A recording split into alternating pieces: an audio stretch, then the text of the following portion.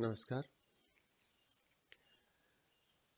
आज का हमारा ये वीडियो है शाहजहां की धार्मिक नीति।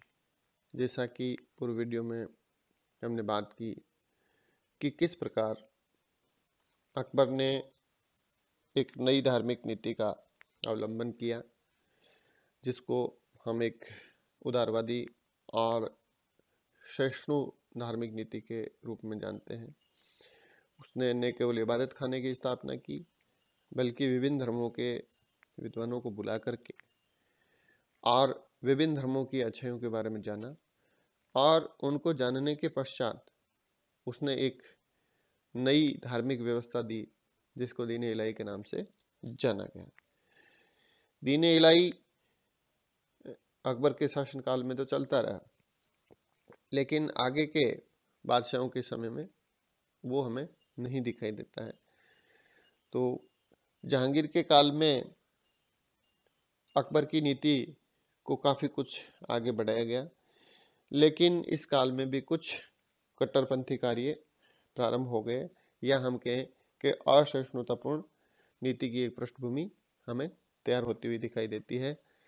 तत्पश्चात हम देखते हैं कि शाहजहां के शासनकाल में, जहांगीर के पश्चात शाहजहां मुगल बादशाह बनते हैं, और उनके शासनकाल में ये धार्मिक नीति किस प्रकार रही।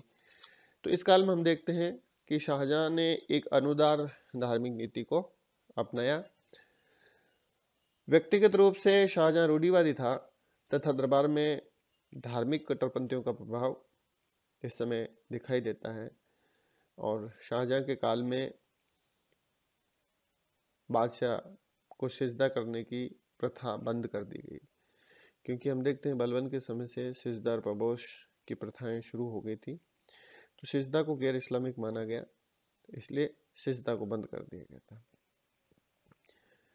शाहजहां ने अकबर के द्वारा चलाया गया इलाही संवत को बंद कर दिया, और उसके स्थान पर मुस्लिम हिजरी संवत को लागू किया गया। यहाँ हमें दिखाई देता है कि धार्मिक कट्टरता की ओर शाहजहां बढ़ता हुआ दिखाई दे रहा है। हिंदुओं द्वारा दास दासियों को खरीदना, कोई भी हिंदू दास दासियों को नहीं खरीद सकता।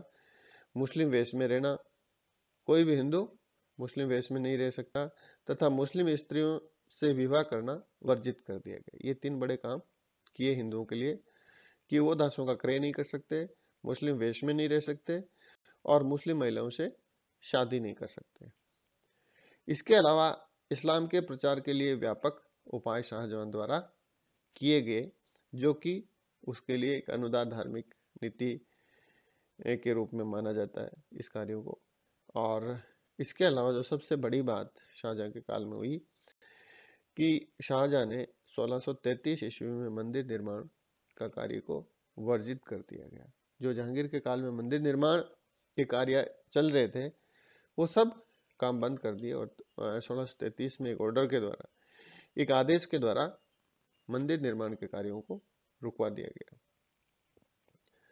अंतिम दशकों में इन कट्टरपंथी उपायों का कार्यान्वयन स्थगित रहा, क्योंकि बादशाह जो है एक तरह से निर्णय की स्थिति में नहीं था, कि कर्तव्य विमूढ़ अवस्था में था। और हम देखते हैं कि इस काल में दारा शिकोह का प्रभाव बादशाह में दिखाई देता है। इसलिए ये काम काफ़ी हद तक अंतिम समय में रुक गए थे, जब तक कि औरंगजेब अगला बादशाह नहीं बन जाता। तो इस प्रकार हम देखते हैं कि ये धार्मिक कट्टरता धीरे धीरे मुस्लिम बादशाहों में, उनकी नीति में बढ़ती हुई दिखाई देती है। Thank you.